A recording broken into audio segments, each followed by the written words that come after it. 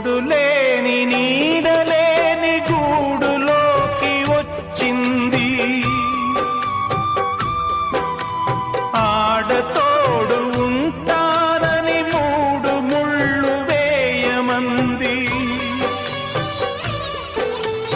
రాయి కన్న రాయి చేత రాగాలు పలికించి రాక్షసుణ్ణి మనిషి చేసి తన దైవం అన్నది.